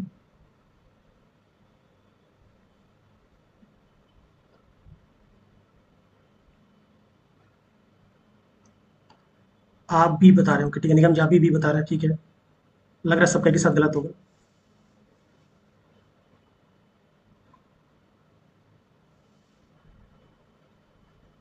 जल्दी आंसर दीजिए भैया, आप कोई आंसर नहीं दे रहे, क्या बात है।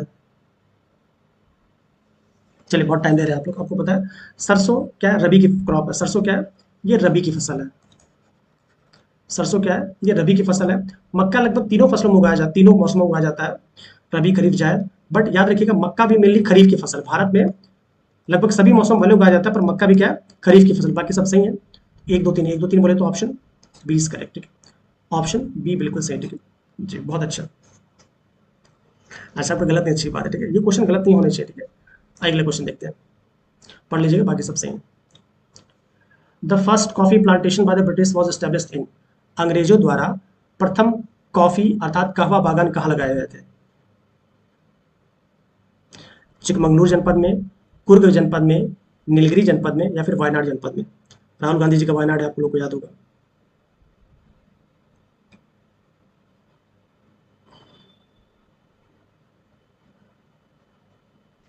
42 का ए, बहुत अच्छा, बिल्कुल सही है।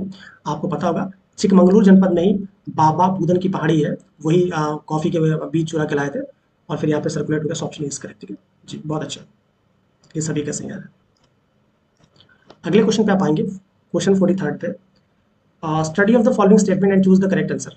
इन सारे ऑप्शंस को ध्यान से पढ़िए और करेक्ट आंसर को चूज करिएगा, ठीक है। आयोग में जितने भी क्वेश्चन पूछे गए हैं, मैं उनको नहीं छोड़ रहा हूँ, वो वन लाइनर हो, टू लाइनर हो, थर्ड लाइनर हो, इट डजंट मीन, ठीक है। और जिसे मुझे लग रहा है इसके आने की प्रोबेबिलिटी है, वो सारे क्वेश्चन मैंने रखे हुए हैं, ठीक है। तो आप बिल्कुल आराम से उसके अकॉर्डिंग करिएगा। चलिए, चाय असम की प्रमुख फसल है, पता नहीं। कहवा तमिलनाडु की मुख्य फसल है। थर्ड से कह रहा है तंबाकू आंध्र प्रदेश में विस्तृत पैमाने पर उगाई जाती है। और डी, जूट छत्तीसगढ़ की मुख्य फसल है। बताइएगा क्या आंसर इसमें, आपको सही चूज करना है।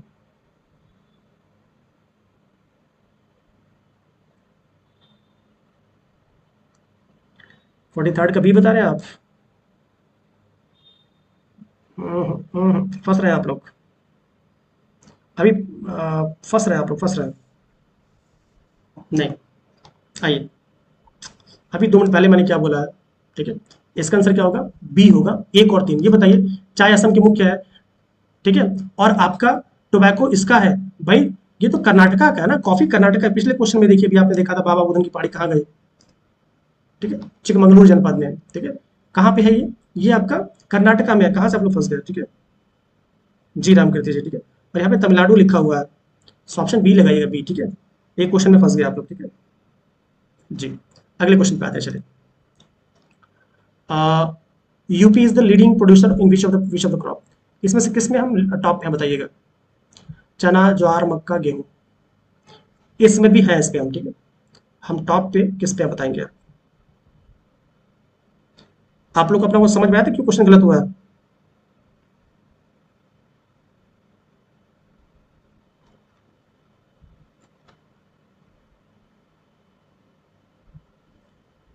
अच्छा, आपका सही था, ओके, ठीक है। 44 का डी बिल्कुल सही है, आप जानते हैं वीट प्रोडक्शन में हम टॉप पे हैं, ठीक है। अगले क्वेश्चन पे आते हैं। Which of the following plant provides the fruit parts used in perfumery, ठीक है। रोजमर्रा के इस्तेमाल में लाए जा रहे इत्र को में निम्न में से कौन से पौधे का फल का भाग है, बताइएगा। क्या बात है, जो रोजमर्रा का जो इस्तेमाल हो रहा है इसमें, कौन से रोजमर्रा के इस्तेमाल में लाए जा रहे इत्र में निम्न में से कौन, क्या क्वेश्चन पूछा, which of the following plant provides the fruit part used in perfumery. अच्छा ठीक है, ओके, बताएंगे आप इसका आंसर, ठीक है। 45 पे देखते हैं कौन सा कहता है, सौंफ, सदाबहार, सतावर या खस।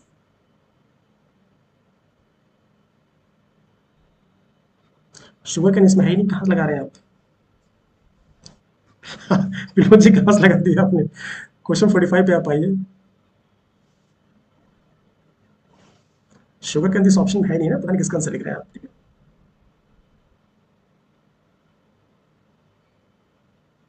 45 का सी, ओके, सतावर, ओके, ठीक है, बहुत अच्छा। सब लोग सतावर, सफेद मूसली सारे लिख लीजिएगा।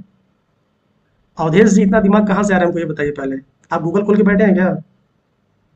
वेल इसका आंसर सौंफ सही है, फल ग्रेन, ठीक है। जो पौधे का फल है, ठीक है, ये आपका सौंफ है। आप जानते हैं खाने के बाद हम लोग सौंफ मिश्री खाते हैं ताकि खाने से मुख से दुर्गंध आ जाए, तो परफ्यूमरी के फॉर्म में हम सौंफ का उपयोग करते हैं, ठीक है। ऑप्शन इज करेक्ट, ठीक है। ऑप्शन है केवल अवधेश जी का सही है, मैंने तुक्का मारा हूँ, ठीक है, बाकी सबका गलत है, ठीक है। आइए तो इसका आंसर ए लगाइए, ए सही है, ठीक है। याद रखिएगा सौंफ फल के बीज का उपयोग हम सुगंधित पदार्थों और इत्र में किया जाता है, याद रखिएगा सौंफ एक क्या सुगंधित मसाला है, ठीक है। सो ऑप्शन ए अच्छा तुक्का है, ठीक है। आइए अगला क्वेश्चन देखते हैं। निम्नलिखित कथनों पर विचार करिए। यहाँ पे सभी लोग किसान के घर के हैं, आप ही एक वर्मा जी नहीं है यहाँ पे, वर्मा जी कुशवाहा जी और क्या नाम है, सभी लोग बहुत से लोग हैं, ठीक है। इस क्वेश्चन पे देखते हैं। कंसिडर द फॉलोइंग स्टेटमेंट, ठीक है।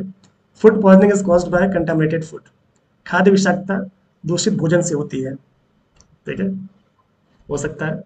खाद्य विषाक्तता मच्छर काटने से फैलती है, क्या क्वेश्चन है, बताइएगा इसका आंसर। 46 का सी बिल्कुल सही, थोड़ा तेज चला जाए, पहला से दूसरा गलत है, ठीक है। ऑप्शन क्योंकि मच्छर काटने से थोड़ा फैलते हैं, ऑप्शन इज करेक्ट। क्वेश्चन 47 पे आप आ जाएंगे। इसमें से किसे हम कैल्सीफेरॉल कहते हैं, बताएंगे आप। किस विटामिन को हम कैल्सीफेरॉल कहते हैं? विटामिन, नमस्ते पम्मी जी। विटामिन डी, सी, B12 या B6? थोड़ा तेज चलिए जाए, बहुत ही घंटा हो गया लगभग, ठीक है। क्वेश्चन 47 पे आप आ जाइए। 47 का सी। नमस्कार, राम राम आकाश वर्मा जी। काफी लोग यहाँ लखीमपुर से हैं, ठीक है। 47 का है, बिल्कुल सही है। आप जानते हैं विटामिन डी को ही हम कैल्सीफेरॉल कहते हैं, ठीक है। विटामिन डी की दो फॉर्म है, एक कार्बो कैल्सीफेरॉल है, को कैल्सीफेरॉल, आप पढ़ चुके हैं, ठीक है। अगले क्वेश्चन पे आते हैं। ये कुछ आसान क्वेश्चन बट फटाफट आप लगाते रहिए, ठीक है। सारे आयोग में क्वेश्चन पूछे हैं, एक भी क्वेश्चन मेरे घर पे नहीं बता, पहले बता रहा हूँ, ठीक है। और जो भी क्वेश्चन आप कर रहे हैं डिफरेंट डिफरेंट मेडिकल एग्जाम से पूछे गए हैं, ठीक है। बाद में इनका लेवल हम बढ़ाएंगे, बट पहले आसान क्वेश्चन तो आप कर लें, ठीक है जी। Which vitamin is fat soluble? इसमें से ऐसा कौन सा विटामिन है जो फैट सॉल्युबल है? B, C, D, B1?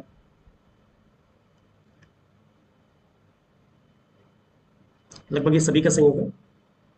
48 का सी बिल्कुल, विटामिन डी क्या फैट सॉल्युबल है, बाकी सारे क्या है ये, बाकी सारे विटामिन क्या है, ये आपके वाटर सॉल्युबल। अगले क्वेश्चन पे आप आएंगे। विच vitamin is hormone like in nature? इसमें से कौन सा विटामिन है जो हार्मोन की तरह कार्य करता है? Vitamin A, vitamin B, vitamin C, vitamin D?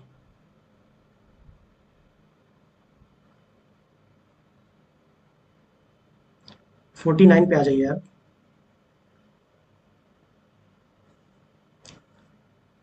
Forty nine का डी बिल्कुल आपको पता है, जो विटामिन डी है it work like a hormone, ये हार्मोन की तरह वर्क करती है, लगभग सभी का सही यार, अच्छी बात है, ठीक है। अगले क्वेश्चन पर मूव करेंगे हम।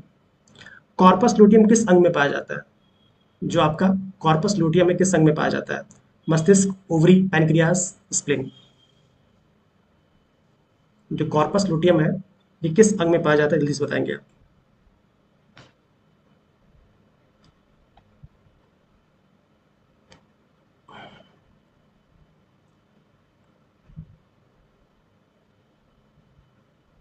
जी बिल्कुल सही है, जो कॉर्पस लूटियम है ये फीमेल की ओवरी में पाया जाता है, ठीक है। ये बिल्कुल सही। अगले क्वेश्चन पे आते हैं। मानव में एंड्रोजन हार्मोन का श्रावण कौन करता है? ह्यूमन बींग्स में जो एंड्रोजन हार्मोन है इसका श्रावण कौन करता है? ये क्वेश्चन अगर गलत हो रहा है, नहीं पम्मी जी, परीक्षा बिल्कुल नहीं रद्द हो रही है। अगर कोई आपसे कह रहा है परीक्षा रद्द हो रही है तो बिल्कुल समझिए झूठ बोल रहा है। आपकी परीक्षा 4 अक्टूबर को ही होगी, निश्चिंत रहिए, ठीक है। 4 अक्टूबर को ही होगी, होगा ये कि 1 से 1.5 महीने बाद, जो मेरी जानकारी है। आयोग इसमें हार मानेगा, ठीक है। और जो माइग्रेशन का मुद्दा है उससे जहाँ तक मेरी नॉलेज है आयोग को हारना ही पड़ेगा, क्योंकि चिरकुटे उन्होंने कर रखी है, ठीक। अब हर चीज़ में पब्लिक प्लेटफॉर्म पर नहीं बोल सकता, आप समझदार है, ठीक है। तो अब मेरी जो जानकारी, जो मुझे लगता है आयोग इसमें हार मानेगा। और फिर एक लाइन बस, जो कॉलम 10 है बस वो चेंज हो जाएगा, और आपका एग्जाम 4 अक्टूबर को हो रहा है। अगर भगवान भी आके बोले 4 अक्टूबर को नहीं हो रहा तो मत मानिएगा, 4 को ही हो रहा है, ठीक है। 51 का बी, ओके। बी बता रहे हैं ब्लडिंग सेल्स, ओके, बहुत अच्छा, बिल्कुल सही है। ये क्वेश्चन गलत नहीं हो रहा आप लोग का। लैडिंग सेल्स टेस्टिस में पाए जाते हैं, टेस्टोस्टेरोन हार्मोन जैसे एंड्रोजन हार्मोन का श्रावण करते हैं, ऑप्शन बी इसका लैडिंग सेल्स, ठीक, बहुत बढ़िया। क्या बात है भाई, सभी का आंसर सही आ रहा है, बहुत बढ़िया, बहुत बढ़िया, वेरी गुड। अगले क्वेश्चन पे आते हैं। मूत्र की मात्रा को नियंत्रित करने वाला हार्मोन कौन सा है, बताइएगा। जो यूरिन की मात्रा है इसको कौन नियंत्रित करता है? TSH, ACTH, FSH या ADH? मूत्र की मात्रा को नियंत्रित कौन करता है, बताएंगे आप।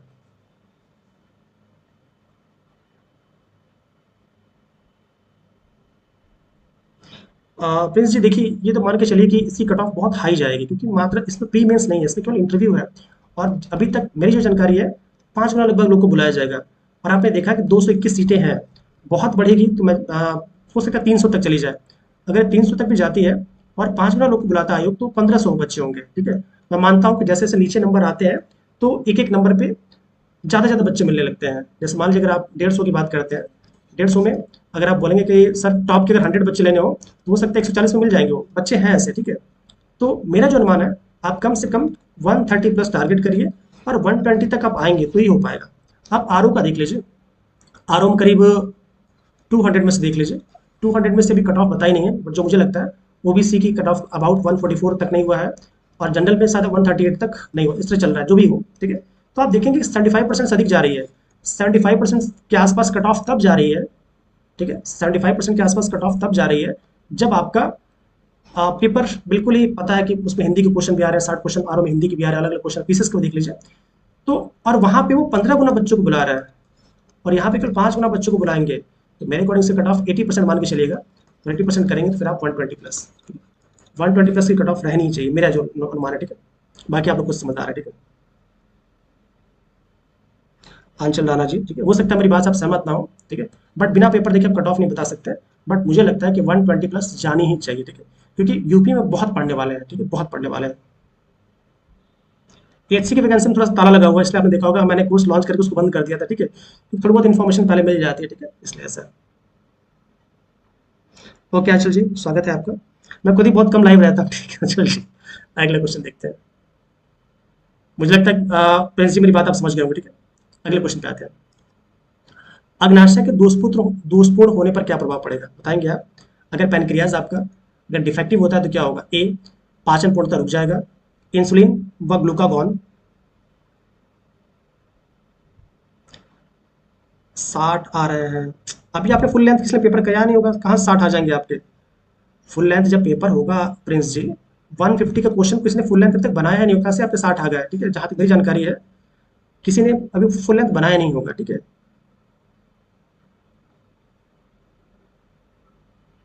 अगर 60 आ रहे हैं तो उसको और सही करिए, ठीक है, कम से कम समय है, आराम से पहुंच जाएगा आगे, ठीक है। 33 का भी बिल्कुल सही करें। अगर पैनक्रियास काम नहीं करेगा तो फिर ग्लूकागोन और इंसुलिन हार्मोन प्रॉपर वर्क नहीं करेंगे, इसके अकॉर्डिंग हम ऑप्शन बी लगाए, ठीक है।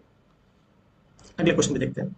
अभी मैं भी जो आपको ये सब करा रहा हूँ, तो मान के चलिए कि सिलेबस का मुश्किल से भी मैं 20% टच कर रहा हूँ। अभी आपका 80% सिलेबस बचा हुआ है, तो अगर इसमें अगर आप ज़्यादा, इसका मतलब कोई नहीं है, ठीक है।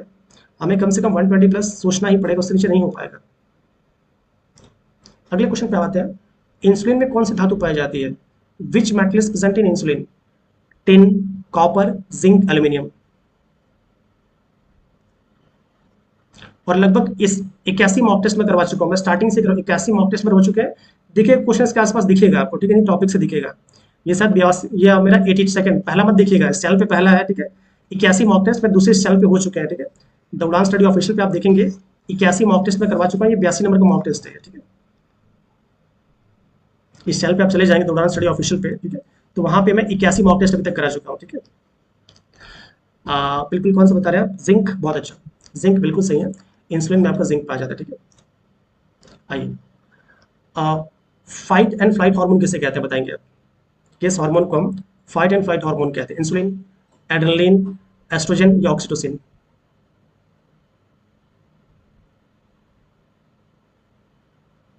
हाँ, जिंक सभी का सही था। किस हार्मोन को हम फाइट एंड फ्लाइट हार्मोन कहते हैं, बताएंगे आप।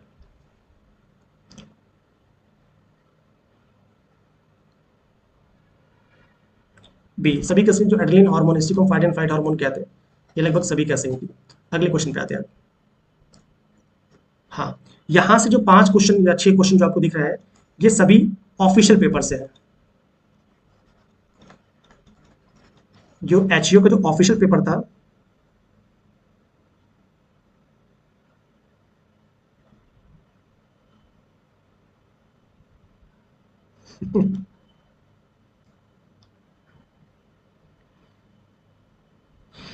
हाँ वो तो आचल मैं कुछ कह नहीं सकता, ठीक है, क्योंकि सिलेबस ठीक ठाक चल रहा है, ठीक है। और हम जुलाई तक जो बैच हमारा, इसमें हमने जुलाई तक कमिटमेंट कर रखा है। जुलाई तक हम पूरा सिलेबस कंप्लीट करेंगे, ठीक है। जुलाई तक पूरा सिलेबस हम कंप्लीट करेंगे। आप चाहें तो हमारे ऐप को देख सकते हैं, ठीक है। मैंने कमिटमेंट करी जुलाई तक, ठीक है। और मेरे पढ़ाने का स्टाइल थोड़ा अलग है। मैं डेली हमारे टारगेट चलता है जिसमें मैं पूछता हूँ डेली, ठीक है। आप जो देख रहे हैं मैक्सिमम जो आंसर सही आ रहा है, इसका आंसर लगा लें, ठीक है। ये ऑफिशियल पेपर का है। अब यहाँ से 5-6 क्वेश्चन गलत नहीं होने चाहिए। बताएंगे आप इसमें से कौन सा विषाणु के द्वारा उत्पन्न होता है? यक्ष्मा, खंडित मनस्सत्ता, आंत्रज्वर या पोलियो? बिल्कुल सबको पता है जो पोलियो क्या है। Polio is a viral disease, ठीक है। पोलियो क्या है? एक वायरल डिजीज है। ये लगभग सभी का सही है, ठीक है। जी, डी सभी का सही है, ठीक है। अगले क्वेश्चन पे आते हैं। अब इसके आंसर आपको नहीं मिलेंगे। पोलियो सही है, ठीक है। पोलियो मैं टिक लगा दे रहा हूं, इसका आपको पीडीएफ मिल जाएगा, ठीक है। अगले क्वेश्चन पे आते हैं। बीसीजी वैक्सीन दी जाती है, जो बीसीजी वैक्सीन है ये किस लिए दी जाती है? ए पोलियो से बचाव के लिए, बी डिप्थीरिया से बचाव के लिए, सी खसरा से बचाव के लिए और डी ट्यूबरक्लोसिस से बचाव के लिए। बताइए। ये सब ऑफिशियल ऑफिशियल क्वेश्चन है सर, ठीक है। ये क्वेश्चन मेरे घर पे नहीं बने हैं, ठीक है। बस मैंने 5-6 क्वेश्चन आपको दिखाने के लिए आपको शो कर रहा हूँ।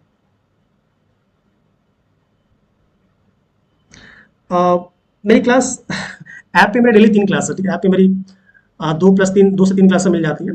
यूट्यूब पे मैं अक्सर बहुत रेगुलर नहीं रह पाता, बट कोशिश करूँगा रहने की, ठीक है। या तो आप इस चैनल पे चले जाइएगा, या ये भी दोनों ही ऑफिशियल चैनल हमारे ही हैं, ठीक है।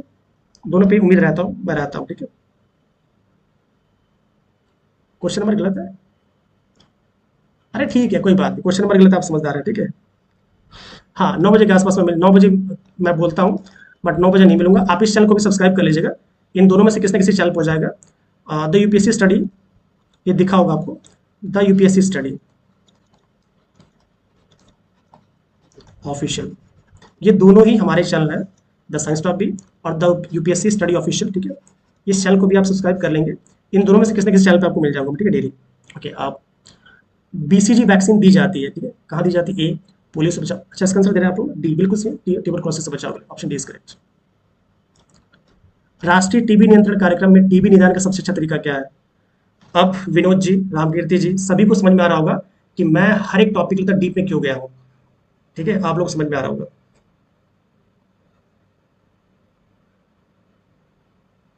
ट्यूबरक्लोसिस पे हमने 1 दिन क्लासेस लिए हैं, खासकर इस पे निदान कार्यक्रम में, ठीक है।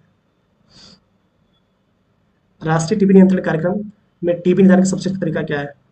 बिल्कुल सी है, बलगम की जांच, ठीक है। बलगम की जांच के अलावा भी 4 और जांच है, बट बेस्ट क्या है? बलगम की जांच, ठीक है। So option C is correct, ठीक है। अगले क्वेश्चन पे आते हैं।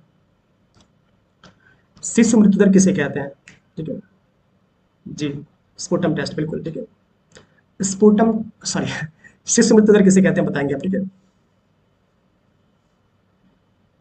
शिशु मृत्यु दर किसे कहते हैं? अफरोज जी आ गए आप? स्वागत है आपका अफरोज जी, ठीक है। बहुत दिनों बाद लाइव हूं मैं, ठीक है। शिशु मृत्यु दर किसे कहते हैं बताएंगे आप? जन्म से 1 सप्ताह के अंदर मृत्यु, शिशु के जन्म से 1 माह के अंदर मृत्यु, सी शिशु के जन्म से 1 वर्ष के अंदर मृत्यु, और 5 वर्ष से कम आयु की। बताएंगे इसका आंसर, ठीक है। बिल्कुल आपको पता है, जो शिशु मृत्यु जिसको हम इन्फेंट मोर्टेलिटी रेट कहते हैं, इसको हम इन्फेंट मोर्टेलिटी रेट कहते हैं। किसी भी गांव का, हॉस्पिटल का, जिले का, प्रदेश का, अ, देश का, कॉन्टिनेंट का, अगर हमें हेल्थ स्टेटस जानना हो, आप उसका इन्फेंट मोर्टेलिटी रेट देख लीजिए। अगर वहाँ की इन्फेंट मोर्टेलिटी रेट बहुत घटिया है तो वहाँ की स्वास्थ्य व्यवस्था बहुत ही घटिया है, ठीक है। तो इन्फेंट मोर्टेलिटी रेट को सबसे अच्छा पैरामीटर माना जाता है किसी भी देश की स्वास्थ्य व्यवस्था को देखने के लिए, ठीक है। हाँ, एक और बात याद रखिएगा, एक होता है आपका न्यूनेटल मोर्टेलिटी रेट, ठीक है। न्यूनेटल मोर्टेलिटी रेट को कहते हैं हम, अगर कोई बच्चा अगर 28 दिन से पहले, अपने जन्म से अगर 28 दिन से पहले अगर डेथ कर जाता है, तो उसको एडवर्स, उसको हम बोलते हैं एडवर्स इफेक्ट बोलते हैं, मतलब न्यूनेटल उसको डेथ बोलते हैं। अगर 28 दिन के अंदर ही मर जाता है, वो भी याद रखें। ईश्वर न करे किसी का बच्चा ऐसा हो, मतलब क्योंकि कॉन्सेप्ट मुझे पढ़ाना है, 28 दिन के अंदर किसी बच्चे की मृत्यु हो जाती है, उसको न्यूनेटल मोर्टालिटी रेट बोलते हैं, ठीक है। वो भी याद रखिए, वो भी बहुत ही कॉन्सेप्ट है। एक होता है आपका मैटरनल मोर्टालिटी रेट, इसको एमएमआर कहते हैं।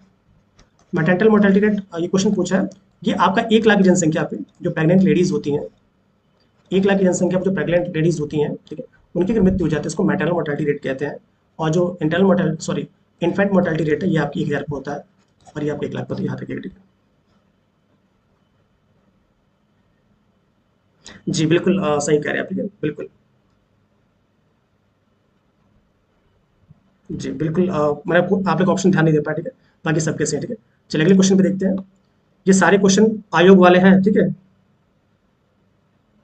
जी बिल्कुल सही करें, ठीक है। गर्भावस्था की पूर्ण अवधि में iron and folic acid tablet की न्यूनतम कितनी मात्रा दी जानी चाहिए बताइएगा? जी लिंगानुपात सबसे ज़्यादा, हाँ बिल्कुल, शिशुलिंग अनुपात बिल्कुल सही कह रहे हैं, ठीक है। गर्भावस्था की पूर्ण अवधि में आयरन फॉलिक एसिड कम से कम कितनी टैबलेट ली जानी चाहिए? बहुत अच्छा।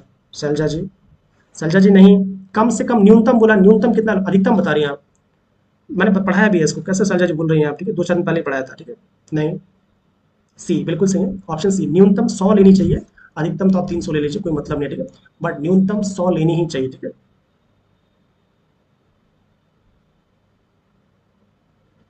मॉक टेस्ट मुझे लगता है ये सारे मॉक टेस्ट बैच में मिलेंगे ही, और मॉक टेस्ट मुझे जो ऐसा लगता है हम 2 300 मॉक टेस्ट करवा देंगे, ठीक है, शायद 2 300 मॉक टेस्ट हमारे हो जाएंगे, ठीक है, निश्चिंत रहिए। बैच के लिए आप इसको, आप इस नंबर पे कॉल कर लीजिए, सर आपको बता देंगे, ठीक है। आप इस नंबर पे कॉल करके सर से बात कर लीजिए। आइए अगला क्वेश्चन देखते हैं। विटामिन ए की पहली खुराक बच्चों को कब दी जाती है, बताइएगा। जो विटामिन ए की पहली खुराक है बच्चों को किस उम्र में दी जाती है, बताएंगे आप। और अगर ये क्वेश्चन गलत हुआ तो बवाल होगा। 6 माह, 9 माह, 12 माह, 24 माह।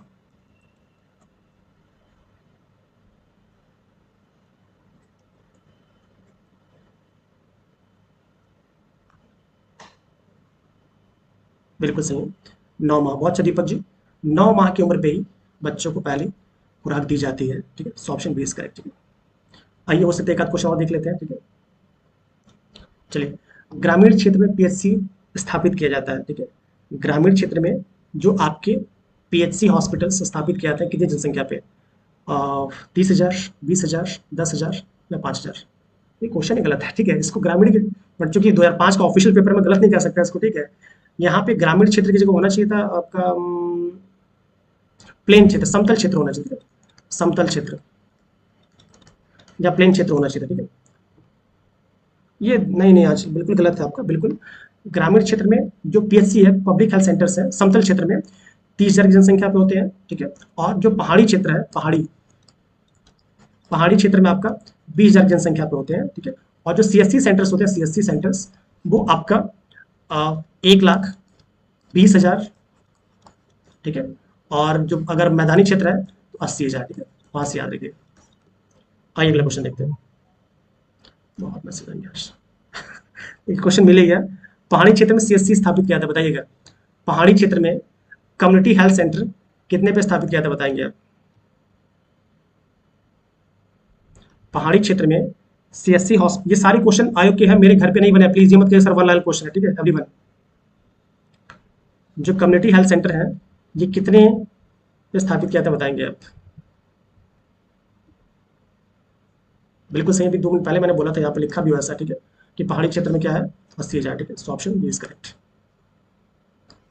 आइए अगला क्वेश्चन देखते हैं। तो अगर आपको हमारे साथ जुड़ना है, हो सकता है 2 या 3 दिन बाद हम नया बैच भी अनाउंस करेंगे, आप उससे जुड़िए। इस बैच से मत जुड़िए क्योंकि इसमें बहुत हम कंप्लीट कर चुके हैं, ठीक है। आप नए बैच से जुड़ना हो, इन नंबरों पे कॉल कर लीजिएगा, ठीक है, इन नंबरों पे कॉल कर लीजिएगा। इस एप्लीकेशन को आप डाउनलोड कर लीजिएगा, समय से पहले जुलाई तक आपका सिलेबस हम कंप्लीट करा देंगे। अगर आपके पास कम से कम 5 घंटे पढ़ने की क्षमता हो तो हमारे साथ जुड़िएगा, अदरवाइज मत जुड़िएगा ओपनली, ठीक है, क्योंकि बहुत सा सिलेबस हम जनवरी से पढ़ा रहे हैं। अगर आपको लगता है कि 5 घंटे आपसे भी पढ़ सकते हैं, ठीक है, टिल सितंबर, तो हमारे साथ जुड़िए, अदरवाइज मत जुड़िएगा, ठीक है। हो सकता है मेरी बात आपको थोड़ा सा गलत लग रहा हो, बट दैट्स रियलिटी। अगर आपको लगता है कम से कम आप 5 घंटा दे सकते हैं तो जुड़िएगा, अदरवाइज आप हमारे साथ जुड़ के अपना पैसा बर्बाद करेंगे, ठीक है। चलिए फिर आज की क्लास को वाइंड अप करते हैं, कल फिर से मिलेगा नई क्लास का, तब तक हैव अ नाइस डे, मुस्कुराइए और अपना आपको ख्याल रखिए।